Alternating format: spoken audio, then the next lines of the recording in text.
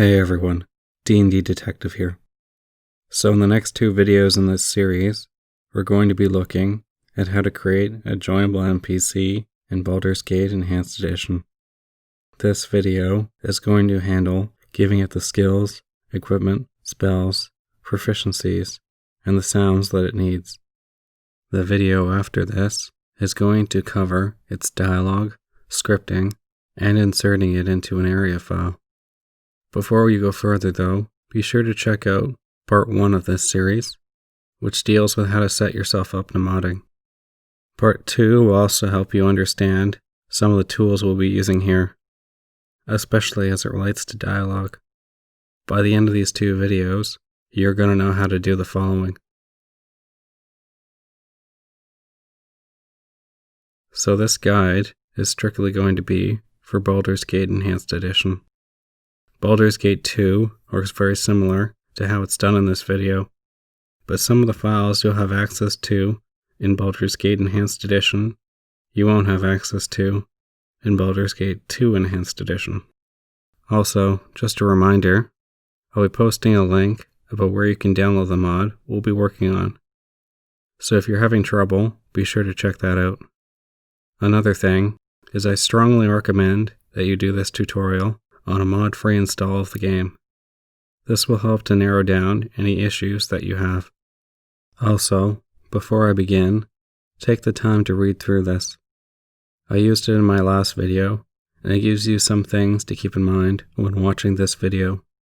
Finally, modding creature files, making scripts, and making dialogue can be really intimidating for someone new to the engine and confusing at times, especially if you're new to programming.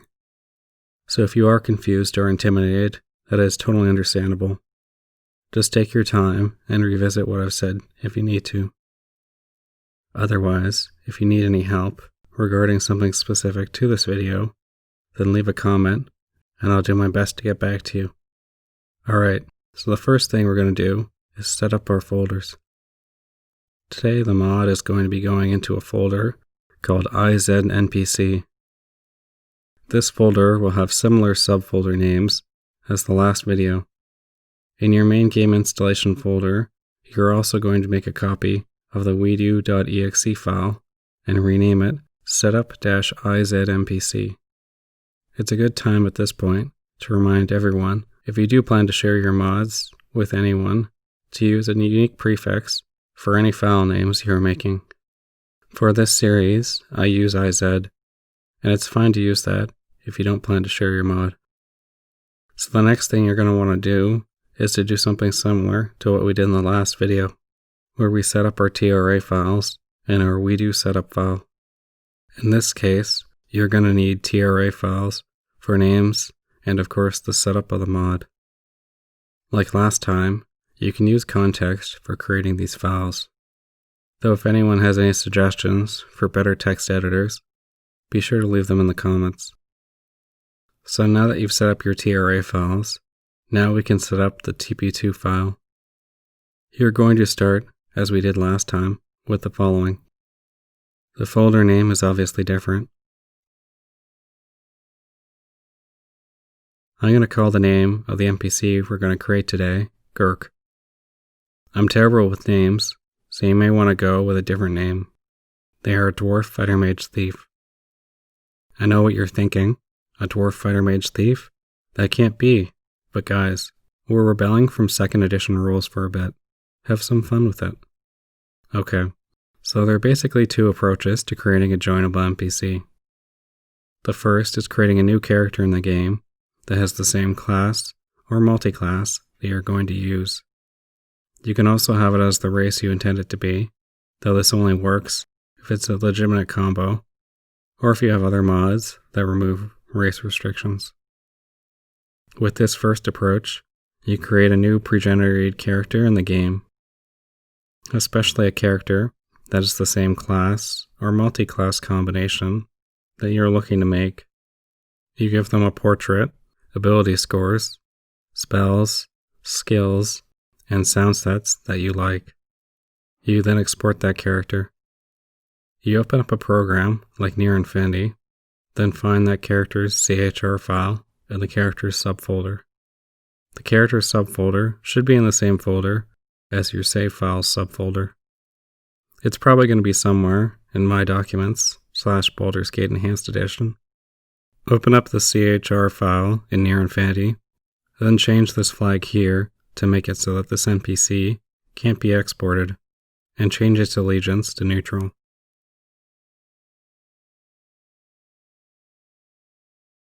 And then convert that CHR file to a CRE file.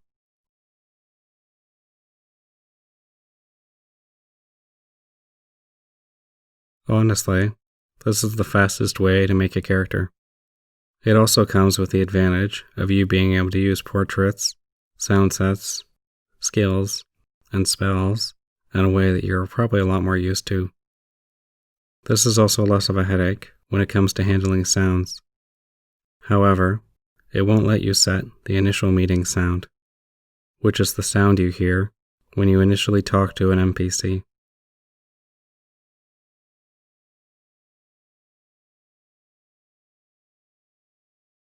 If you are taking the first approach, that is fine, but I'm going to be taking a different approach with this video. The second approach is to take an existing joinable NPC and then copy it and then edit it to suit your needs. The reason I'm doing this is I think there's value in learning how to use Near Infinity, and we do. Understanding both of them is useful, not just for joinable NPCs, but also for making creatures that could serve as opponents to the group, as well as editing existing monsters that you may want your party to encounter. If you do take the first method, you will find yourself not having to do some of the steps I talked about here, but it may also lead to other problems that I haven't accounted for. So moving on to approach number 2, if you are familiar with the game, you'll hopefully know that Montaron is a fighter thief. He's going to be the joinable NPC we use as a starting point. You could just search for a mage thief or another fighter thief, but since there's no level 1 mage thieves we could use, we're going to be using a level 1 version of Montaron, because it's a bit easier to adjust. You could adjust a higher level NPC to give them the right health, saving throws, thieving skills, spells, and other amounts of proficiencies you'd expect for their level, but that would be a bit more work. So instead, we're going to use Montaron's level 1 creature file and turn it into an NPC. To do this, we're going to copy Montaron's level 1 creature file in a CRE folder in our mod folder.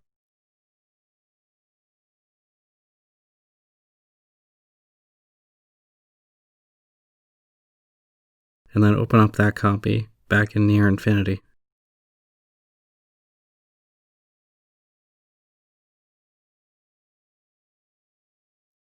Now we're going to change this copy's race to dwarf and change its animation.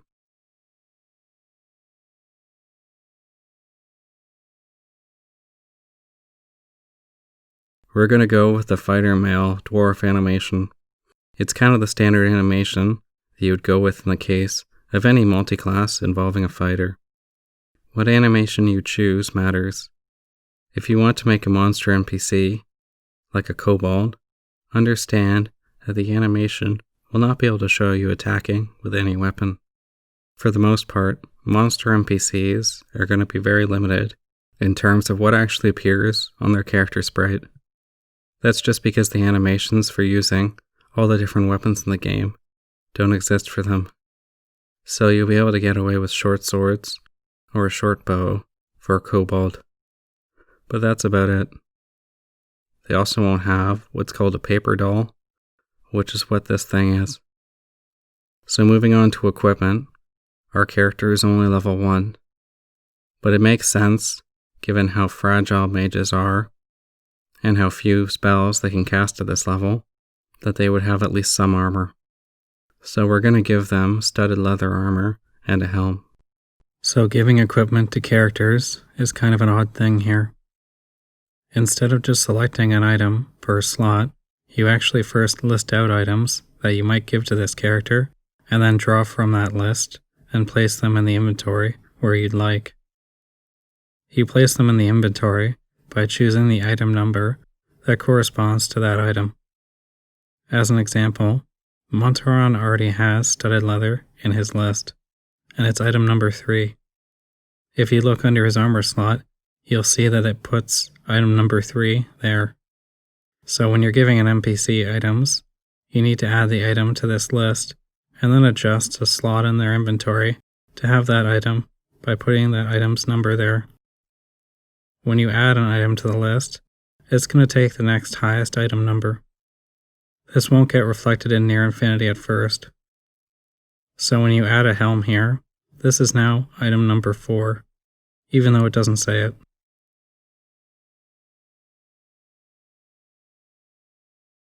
Also, a -1 value here just means there isn't anything in that inventory slot.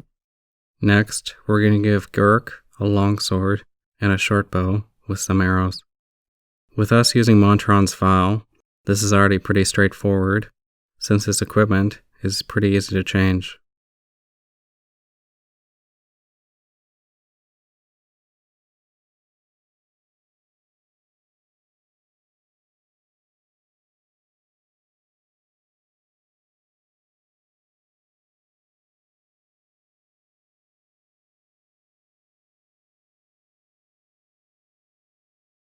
Now you're probably wondering, but what about proficiencies? So fortunately, Montaron already has some that we can adjust as needed. So we're going to change his short swords to be 2 points in long swords, and his slaying to be 2 points in short bows.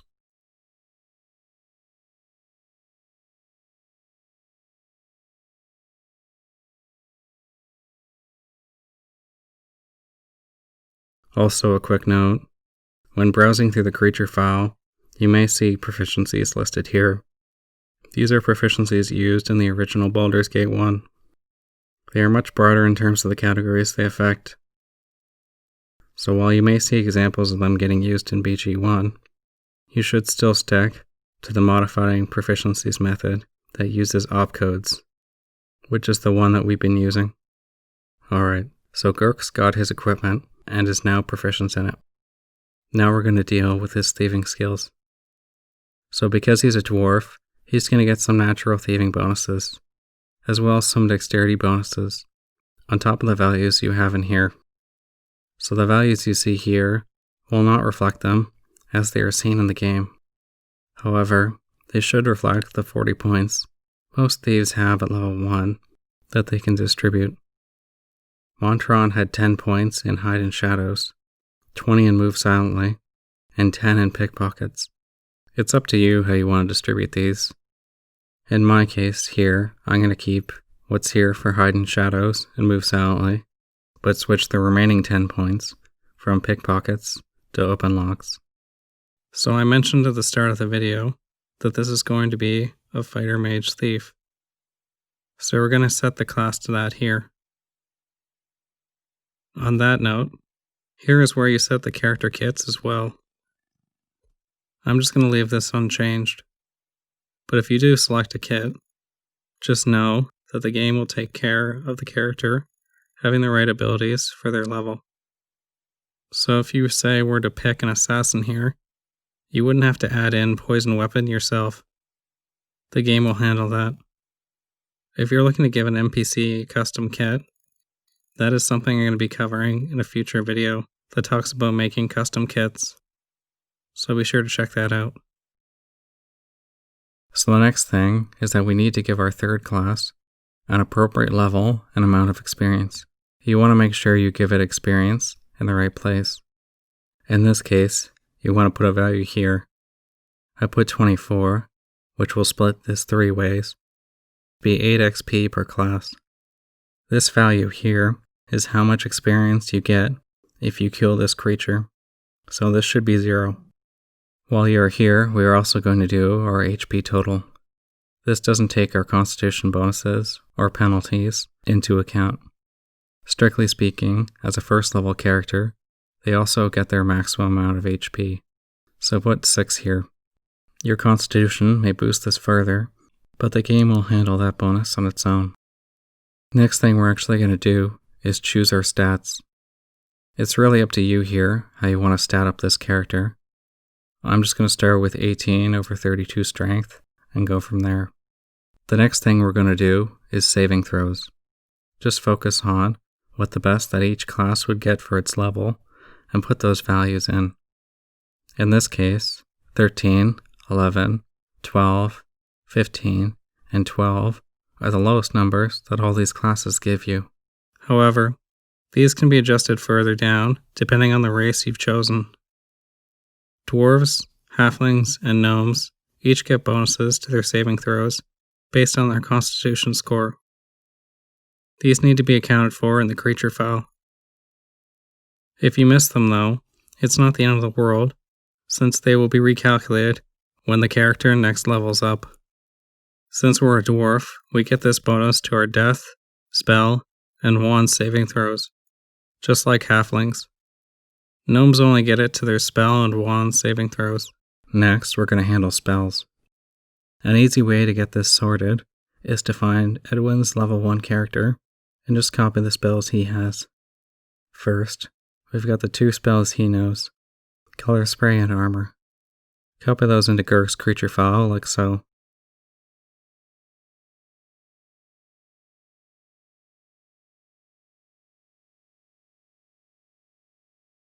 Next, we've got to handle what spells Girk actually is going to have memorized. So the spell levels listed here are one off from what you'd think they'd be. A 0 here is a level 1 spell, a 1 here is a level 2 spell, and so on and so on. This maxes out at 6 for priests and 8 for mages. On this screen, since he's a generalist mage, he only gets 1 spell memorized at level 1. Since he has so few spells available anyways, I'm just going to make the 1 spell he has memorized Color Spray. At this stage, he's better off wearing armor once his 1 spell is cast.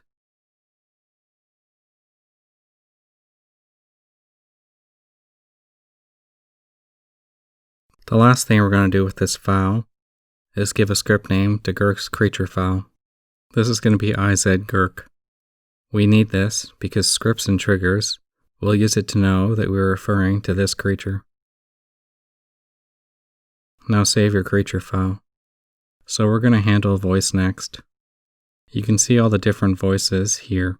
At the moment, they are filled with montrons. You could either record voices for these as .wav files or import some. Taking some of the player sets from Icewind Dale, if you happen to have them, is also an option. For this tutorial, we're going to use Baldur's Gate voice sets for players, just because I'm not expecting you to have Icewind Dale installed, or even owned. We're going to use the Male 6 voice set. While you're here though, what we can do is copy one of the empty voices and use it to clear out Montron's sounds so that you're working with a clean slate.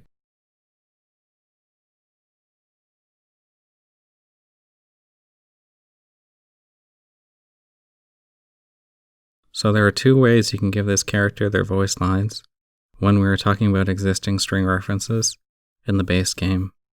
You can directly put in the number of the string referenced in near infinity and then just update that field. You can get the string reference of the line either by searching some of the words of the voiced line that you're looking for, or by going to 2DA and then the care.synd 2DA file, finding the sound set you want to use, in our case Male 6, and then looking for the different strings in each. If your care.synd file looks a bit different, it's because number 7 and number 8 are added in Siege Dragonspear. You can also use your TP2 file to give an NPC file sounds. To do this, we're going to add a line into the TP2 file for actually adding this creature file to the game. You'll need to do this even if you're using the first method, since no matter what, the creature file needs to be installed as part of the mod. Then, assuming you didn't already do this in near infinity, after that line, we're going to give these voice lines to the NPC by inserting these lines underneath it. If you remember from the last video, for existing string references, like we're using here, you use a number sign followed by the number of the string references being used. This will give some voices for your NPC's initial meeting, selection, when it becomes later, when it's tired, when it's damaged, when it's dying, and when they are badly hurt. This is pretty straightforward. I'm only covering a small portion of your options here too. The text describing each sound matches up with the text you see in Near Infinity, like initial meeting, tired, bored, etc. If you want a feel for what each of them is for, just check out another joinable NPC in the game, like Jaheira's. You can even press this button here to hear a given line. If you're instead using a custom sound set, or maybe something from Icewind Dale, you'll need to get a copy of these .wav files, either by extracting them from Icewind Dale or creating your own, and then putting them in a WAV folder in your mod. Then you'll need to include a line in your TP2 file that copies these files when it's installed. Then you should make the TRA file that has the same string text written out, with each linked to the relevant sound file, like so. Just replace what's in the tildes here with whatever is said in the audio for that particular line. Then, in your TP2 file, for each line being used, you can include that entry here. So at 15 is being used for the initial meeting, at 16 for their battle cry, etc. Be sure to include that TRA file up here as well. All of that, though, is just if you're using custom sound sets. Finally, we should probably have some kind of biography. I threw an example of one in the names.tra file, but it's up to you what you want your character's backstory to be. When you are done, just be sure to add this line to the TP2 file underneath the copy command that is adding Gurk's CRE file. The next thing you're going to do is give this character a portrait. Now, you could use any portrait, provided they fall within the guidelines for portraits and are located either in the override folder or portraits folder for the game when you first start Near Infinity. But to keep things simple, we're going to use the manly portraits. It's not a perfect representation for our character, but it'll do for this tutorial. If you are interested in custom portraits, I'll post a link about them in the description. With the Enhanced Edition, you can actually just use the largest portrait size for your smaller portrait, and the game will downsize this to fit. So unless you plan to crop your larger portrait, you can actually just use the larger portrait file for both of these. I've gone with Manly 8 here.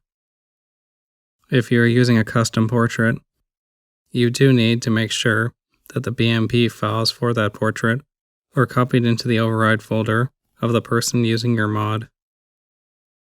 So that means having a BMP folder for your mod, and then actually copying the contents of that folder into the override folder of the person installing your mod. Now save your creature file. Once you've done that, try running the installer for the mod. WeDo won't detect anything wrong with your creature file, but it should still install fine. If you do find that there's something wrong with your creature file, you may need to go back and revisit some of my earlier steps here. So that's going to do it for this video. Check out the next video after this to learn about creating dialogue, scripting, and inserting this NPC into an area.